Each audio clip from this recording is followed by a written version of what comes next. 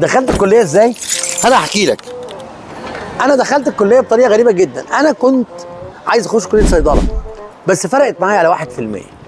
فرحت لازق بعد الكليه صيدله كل التيكتس بتاعت كليات العلوم، ولا ركزتش. طلعت كليه علوم اللي انا اخترتها علوم حلوان، كان ساعتها اسمها علوم وتكنولوجيا حلوان.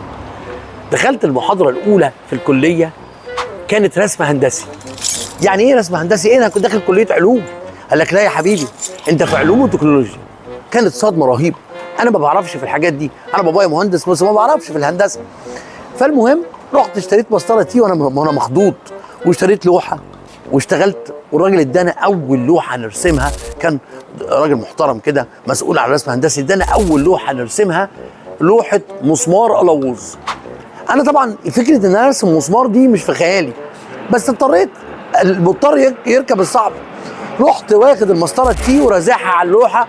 الراجل قال لنا نعمل ايه، وجبنا مثلث كده وقعدنا نشتغل ورسمت المسمار. قال لنا مش هتلحقوا تخلصوه في المحاضره، روحوا البيت كملوه. رحت البيت، بابا فرح قوي، بابايا مهندس، جاب لي ترابيزه بقى فرحان قوي، وقعدت ليله كامله ظهري اتقطع ارسم في المسمار. المهم بعد ما رسمت المسمار تاني يوم رحت الكليه.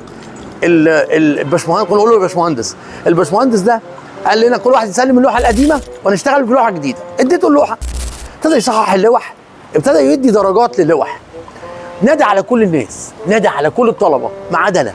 في الاخر خالص قال فين ايمن تدرس؟ قلت له انا فرحت بقى. قال لي تعالى انا هديك درجه ما اديتهاش لحد لا قبلك ولا بعدك.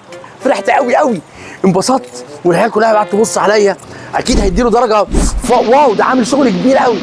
قال لي لقيته كاتب بعرض اللوحه 0. طبعا كله هلك من الضحك. قال لي رسم لي عروسه المولد، المسمار اصله طلع تخين من فوق ورفيع من تحت. طبعا كانت مسخره، ودي كانت اول مره او اول حاجه ليا علاقه بالرسم الهندسي. بس بعد كده بقى ايه، ما احبطتش. انا باخد الامور بايه، بضحك وتهريج.